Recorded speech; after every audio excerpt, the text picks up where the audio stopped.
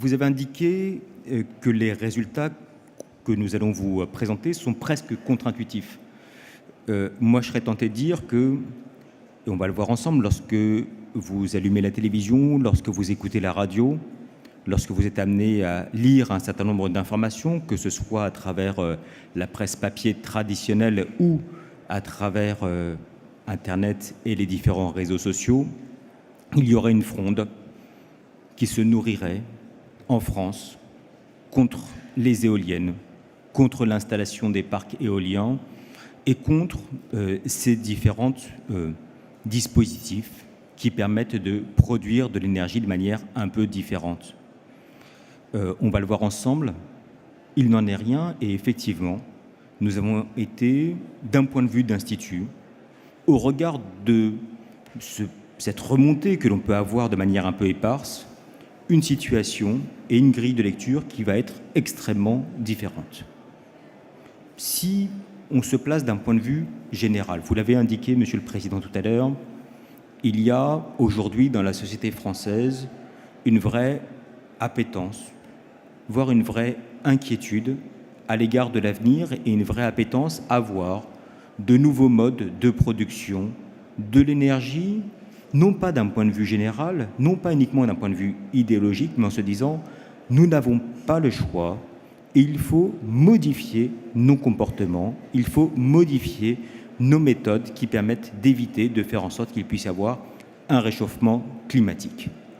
Et dans un même élan, la perception également diffuse que ce terme anglais que l'on connaît, « not in my backyard », fonctionne, c'est-à-dire, oui, d'une manière générale, à voir des modifications, oui, d'une manière générale, à pouvoir voir différents modes de production alternatifs, mais surtout, pas chez moi. Et donc, c'est pour ça que vous nous avez demandé de pouvoir interroger deux types de publics. On va le voir ensemble, un public général, représentatif de la population française, et un autre qui va être un peu plus particulier, habitant dans une zone dans laquelle les éoliennes ont été implantées. Alors, comment avons-nous été amenés à travailler? Vous le voyez sur la fiche technique qui est indiquée derrière moi. Premier aspect, c'est ce que vous voyez la plupart du temps lorsqu'on est amené à lire les journaux, à écouter la radio, à regarder la télévision. Une enquête auprès d'un échantillon représentatif de la population française, interrogé, vous le voyez, avec une dispersion qui est une dispersion sociale, en termes de genre, en termes de catégories d'agglomération extrêmement différentes, qui fait qu'avec un peu plus de 1000 personnes qui ont été interrogées, 1091 précisément, nous avons une photographie de la société française. Une interrogation, vous le voyez, qui est une interrogation récente, qui a été réalisée du 25 au 27 septembre dernier. Et en parallèle, pour avoir une population qui est une population directement au contact aujourd'hui du parc éolien, un même échantillon, en tout cas en termes de taille, 1000 personnes interrogées. Là aussi, vous le voyez récemment, du 24 septembre au 2 octobre, donc les enquêtes et les résultats sont extrêmement frais, auprès, non pas de Français pris aléatoirement, mais auprès de Français qui ont été sélectionnés car ils habitaient dans une commune, soit qui avaient une éolienne ou un parc éolien installé dans leur commune, soit dans une zone autour d'un rayon de 5 km. Et nous sommes partis sur la totalité du parc éolien présent en France. Et donc c'est ce regard et ce double regard que je vous propose d'adopter ensemble. Donc il y aura évidemment beaucoup de chiffres qui vous seront délivrés et vous aurez la possibilité d'avoir plus en détail ou en tout cas retrouver cette présentation sur les différents sites Internet. Première question qu'on se pose, qui est une question un peu générale, une question d'ambiance. Est-ce que d'une manière générale, il y a en France une inquiétude à l'égard du réchauffement climatique et de ses conséquences? Ce premier chiffre a le mérite de fixer de manière extrêmement nette la situation. Vous pouvez voir, nous sommes aujourd'hui face à 8 personnes sur 10, 8 Français sur 10, quelle que soit son implantation sur le territoire, qui déclarent être inquiets du réchauffement climatique et de ses conséquences.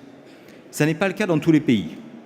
Il y a des endroits, et notamment aux États-Unis, où le regard à l'égard du réchauffement climatique est plus remis en doute, où les climato-sceptiques sont plus importants que ce qu'on peut avoir en France. Et dans ce contexte-là, des regards sur les méthodes alternatives qui sont moins nettes que ce qui peut exister en France. Dire qu'on est inquiet, c'est bien, en tout cas c'est un fait. Dire qu'il faut agir, c'est un autre aspect. Et là, on peut voir immédiatement que lorsqu'on demande aux Français, d'une manière globale, est-ce qu'il y a une urgence à agir pour pouvoir passer à un mode de production d'électricité différent et notamment avec des énergies non renouvelables, la réponse, vous le voyez, est oui, avec 91% des Français qui disent on souhaite avoir une production d'électricité qui est basée sur des énergies renouvelables et sur une meilleure maîtrise de la consommation d'énergie. C'est vrai aussi bien auprès de l'ensemble des Français qu'auprès, et c'est le petit pictogramme que vous voyez à droite de l'écran, de Français qui habitent dans une zone de proximité d'un parc éolien. Donc, un regard qui est un regard partagé, que l'on soit un habitant d'une commune majoritaire en France ou dans une commune à proximité d'un parc éolien. Quelle est la perception de l'énergie éolienne? La perception, d'un point de vue global, et je pense que c'est un premier enseignement que l'on peut tirer, la perception est la suivante. On a, lorsqu'on est un Français moyen, si vous me permettez cette expression, 73% d'entre eux ont une bonne image aujourd'hui de l'énergie éolienne. Ce chiffre-là vient déjà battre en brèche des représentations que l'on peut avoir, encore une fois, lorsqu'on s'informe ou lorsqu'on a le sentiment qu'on a l'opinion des Français à travers les méthodes qui sont des méthodes d'interview dans les journaux ou de remontée de personnes qui s'expriment en général en étant assez critiques. Donc 73% des Français qui disent « j'en ai une bonne image ». On aurait pu s'attendre à ce que les riverains, confrontés à l'implantation d'éoliennes ou de parcs éoliens à proximité, portent un jugement qui soit un jugement complètement différent, qui pourrait dire que d'une manière globale, ils ont plutôt une bonne appréciation, une bonne image, mais que, vu qu'ils le vivent dans le cadre de leur quotidien, leur regard est amené à être changé. Alors oui, le regard est différent, mais effectivement, contre-intuitivement, la réponse est une réponse bien plus positive de la part des riverains, vous le voyez, à hauteur de 80%. Deuxième source, ou deuxième élément qui peut être un élément d'espoir pour vous, ou en tout cas de satisfaction, de la part des plus jeunes générations, de la part de populations parfois qu'on me décrit comme étant un peu égoïstes ou pas forcément tournées vers l'intérêt général. Vous pouvez le voir, nous avons entre 78 et 84% de la population âgée de moins de 50 ans qui déclarent avoir une bonne image de l'éolien. Comment ceci se disperse-t-il au niveau national? Quand on pose la question d'une manière globale, avez-vous une bonne ou une mauvaise image de l'énergie éolienne? Lorsqu'on est auprès, non pas de l'ensemble des Français, mais auprès des personnes qui habitent à proximité d'un parc éolien, ces 80% se dispersent de la manière suivante.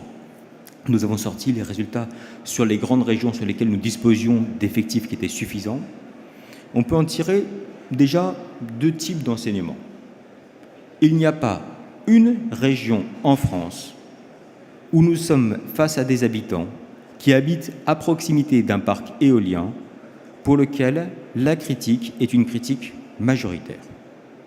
Le deuxième aspect, on a une dispersion qui existe avec, pour faire vite, une partie de l'ouest et du sud-ouest de la France avec un niveau de satisfaction ou d'image plutôt positive, ou en tout cas un peu meilleur que dans la moyenne des Français, et auprès des habitants, notamment du nord-est, un regard qui est un regard qui va être un peu plus critique, même si vous pouvez voir que dans des régions qui sont les régions qui vous sont illustrées en vert clair, nous avons près de 3/4 des habitants à proximité d'une zone éolienne qui déclarent avoir une bonne image de l'énergie. Alors comment peut-on l'expliquer?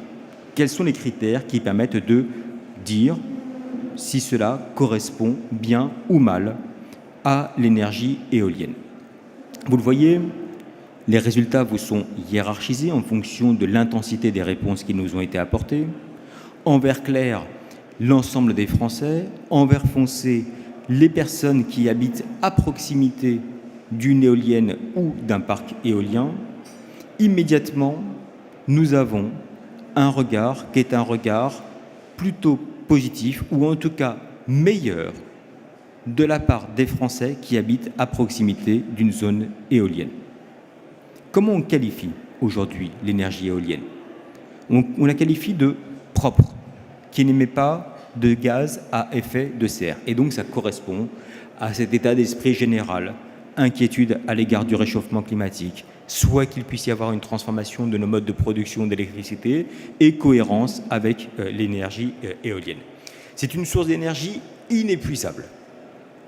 Donc ça sont les deux zones de force aujourd'hui de l'éolien auprès aussi bien des Français que des riverains.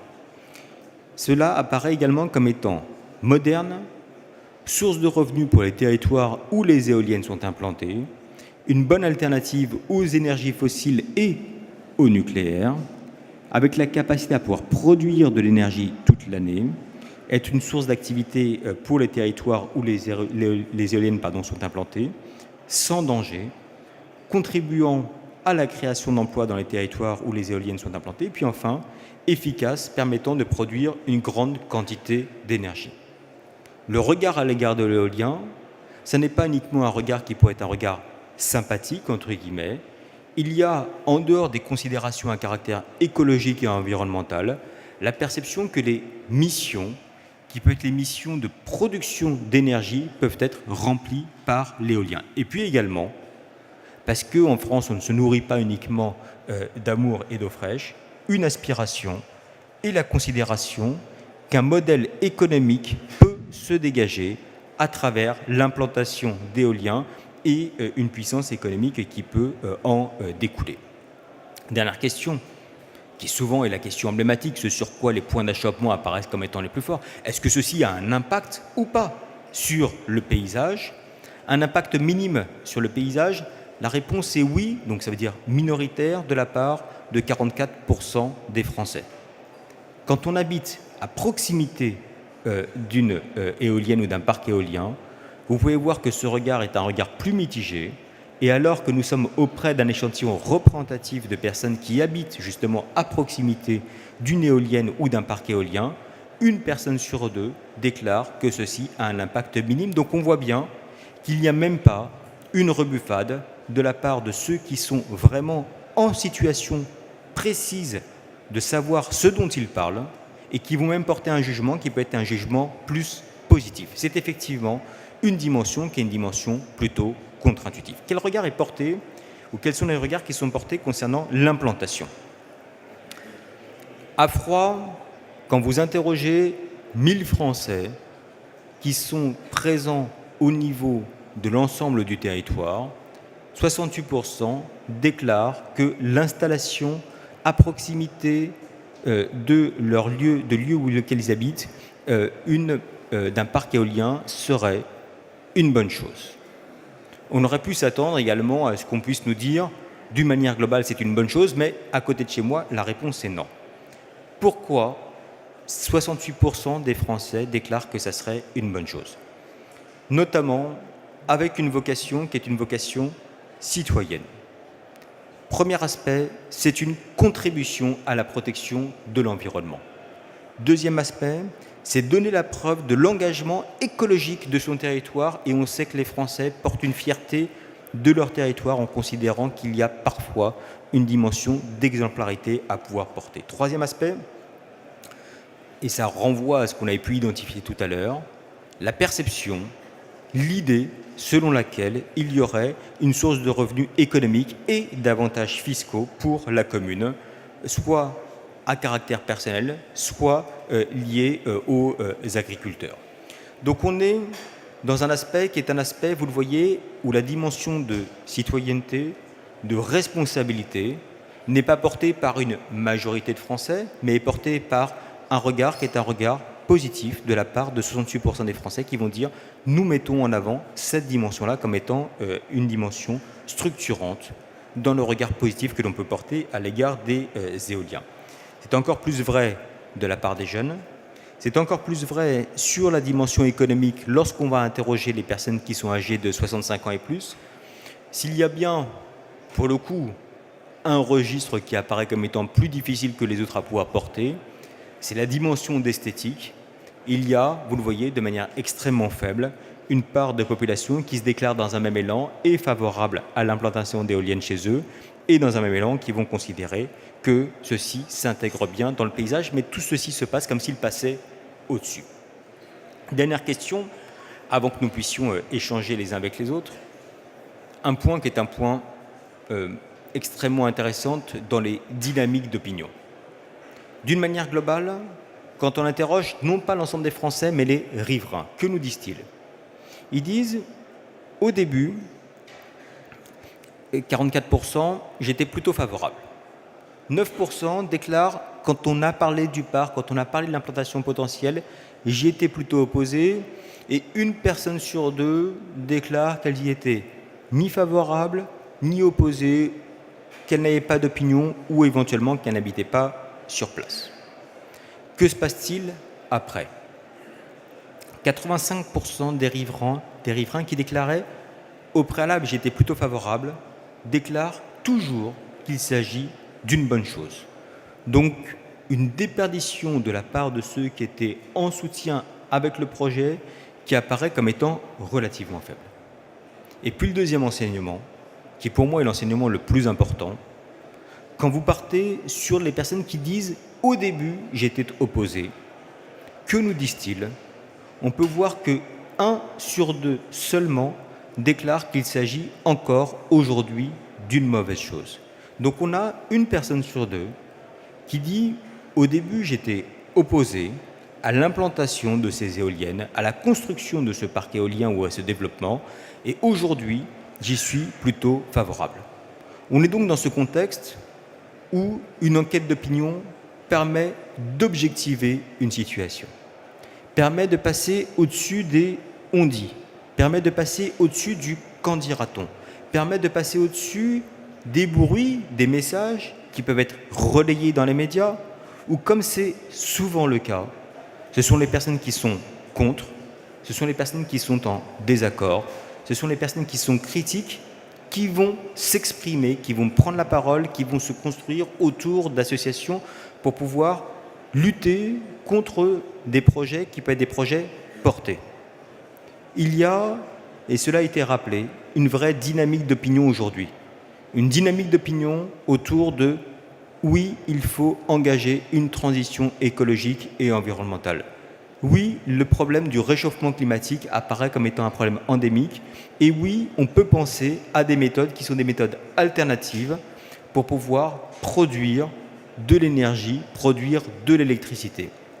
Être confronté soi-même dans sa situation au quotidien avec des éoliennes, avec un parc éolien, ne suscite pas, on le voit ici, de résistance majeure de la part de ceux qui sont présents et parfois même une forme de fierté, non pas d'un point de vue esthétique, mais de la part personnelle ou collective à pouvoir contribuer à l'amélioration d'une situation dont on sait, auquel les Français sont assez sensibles. Merci pour votre attention.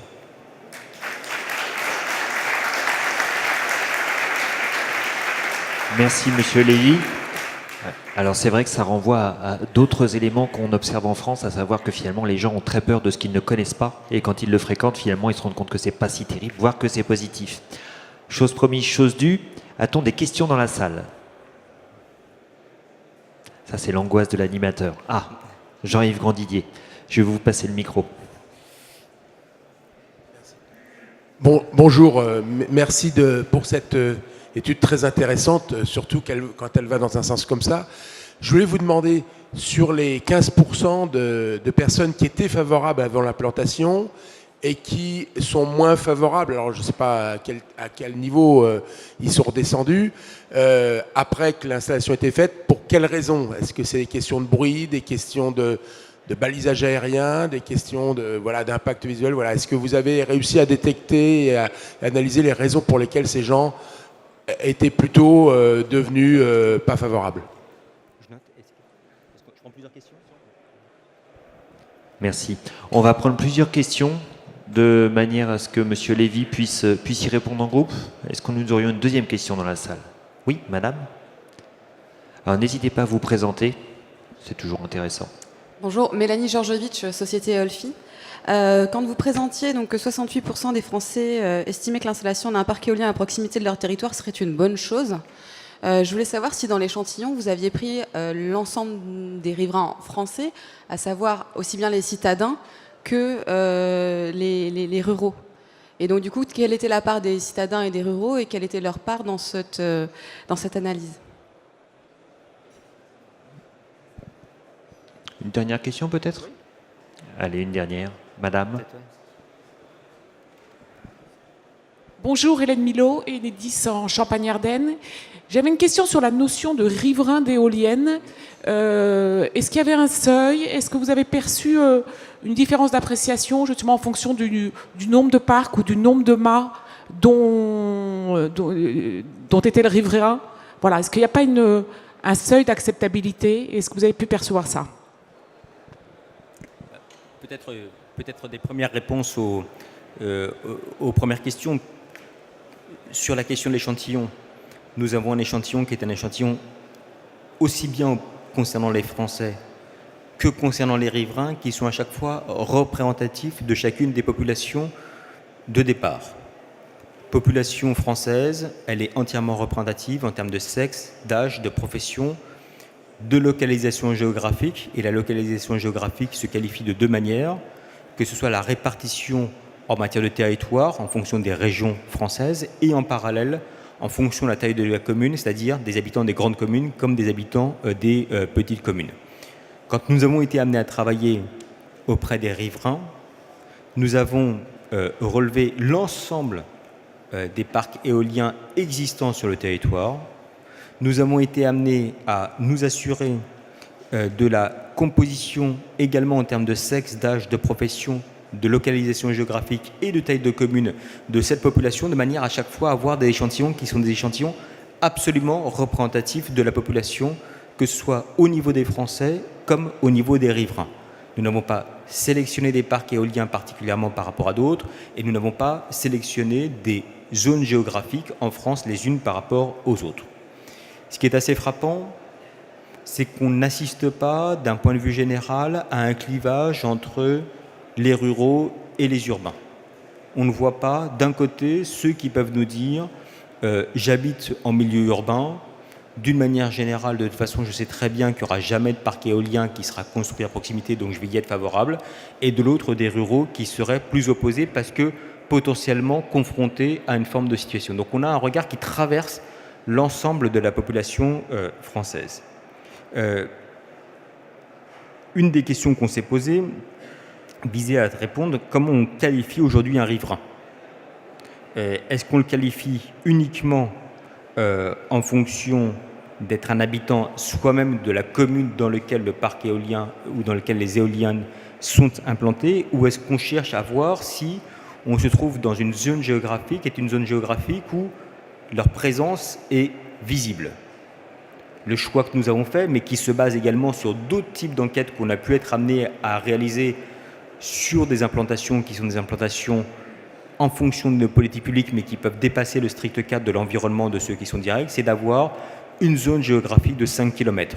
Il n'y a pas de règle absolue, en tout cas celle que nous avons sélectionnée, c'est celle-ci, en se disant, les personnes, c'est certain, voient précisément ce dont on parle, sont confrontés dans le cadre de leur quotidien à la présence de ces éoliennes et ne vont pas en parler d'un point de vue éthéré. Le fait d'être en proximité, et c'est vraiment pour nous un des grands enseignements, et en tout cas un des points qui est un des points les plus surprenants, fait qu'on a un regard qui est un regard positif et souvent plus positif qu'auprès de l'ensemble des Français, et qu'on peut voir que c'est le cas lorsqu'on interroge dans la quasi-totalité des régions, avec des niveaux de satisfaction, dans une région comme celle que vous avez citée tout à l'heure, avec de mémoire près de 3 personnes sur 4 riverains qui déclarent avoir un regard positif à l'égard des éoliennes. Et puis peut-être le dernier point, 15% de déport de la part de ceux qui étaient favorables au départ, d'un point de vue extérieur, ça nous paraît comme étant extrêmement faible.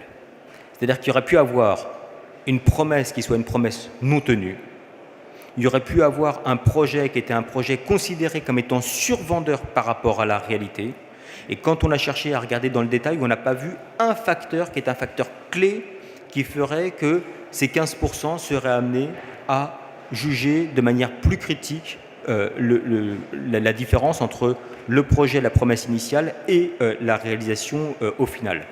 Je vous assure qu'il y a beaucoup de constructeurs, beaucoup d'acteurs qui seraient ravis d'avoir un niveau de satisfaction de 85%, alors même que la promesse initiale était celle-ci. Et que souvent, on nous dit, vous nous avez fait des beaux schémas, vous nous avez fait des beaux dessins, vous nous avez fait des belles promesses, mais au final, on n'a pas une satisfaction à la hauteur initiale de nos attentes. Là, je pense que vous pouvez quand même plutôt vous satisfaire du regard de la part de ceux qui sont confrontés au réel avec, et je crois que c'est important dans les argumentaires et dans la perception, la fierté de se dire, moi-même, en tant qu'individu, je peux contribuer, et ça renvoie à des environnements, ou en tout cas des réflexions qu'on peut avoir d'un point de vue général.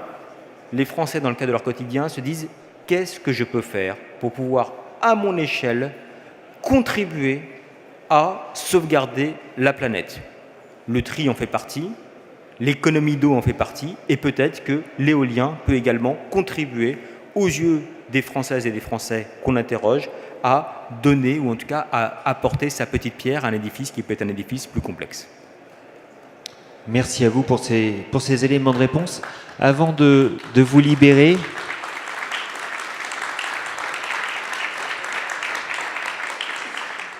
juste une petite question, effectivement, je le disais au départ, on a souvent peur de ce que l'on ne connaît pas, on est souvent plein d'a priori. Est-ce que les résultats de cette étude contre-intuitive, finalement, on la retrouve dans d'autres secteurs de l'industrie, et plus particulièrement de l'énergie, où finalement les gens sont finalement dans une meilleure acceptation que ce que l'on aurait pu imaginer au départ? Je vais prendre un exemple. En gros, est-ce que l'éolien est une exception? Alors, l'éolien est une exception lorsqu'on considère les motivations. Et qu'on peut voir que la première des situations n'est pas la situation financière, ni en termes d'emploi, qui ressort en tant que telle. Lorsqu'on est amené à travailler, par exemple, sur l'énergie nucléaire, on peut voir que le degré d'acceptation de ceux qui sont à très grande proximité des centrales nucléaires, il y a un degré d'acceptation qui est relativement fort, mais pour des raisons qui sont radicalement différentes. On va nous parler d'emploi, et on va nous parler également de tout ce qui peut être retombée immédiate à caractère économique pour le territoire ou pour la commune, et pas forcément mettre en avant d'autres dimensions. Là, ce qui est frappant, c'est que le degré d'acceptation s'inscrit dans un contexte global autour desquels les Français nous disent « nous sommes inquiets à l'égard de l'avenir et nous pensons que la première vertu des énergies éoliennes, ça n'est pas l'emploi, ça n'est pas l'amélioration de notre pouvoir d'achat, ça n'est pas la diminution de notre taxe professionnelle, ça n'est pas le dynamisme économique, c'est avant tout la contribution à pouvoir participer collectivement à la production d'une énergie alternative à laquelle l'immense majorité des Français est favorable, sans considérer qu'il s'agit d'un gadget entre guillemets, mais en considérant, peut-être parfois en surreprésentant la capacité productive, mais en tout cas en considérant qu'il y a une possibilité de pouvoir vraiment produire de l'énergie à travers cette nouvelle source de production que sont les éoliennes. Merci beaucoup pour cette précision. Je vais vous libérer. Merci de ces chiffres et des résultats de cette enquête qui manifestement donnera matière à réfléchir pour l'avenir, aussi bien pour les acteurs de l'éolien que vous êtes que pour la Fédération France Énergie Éolienne.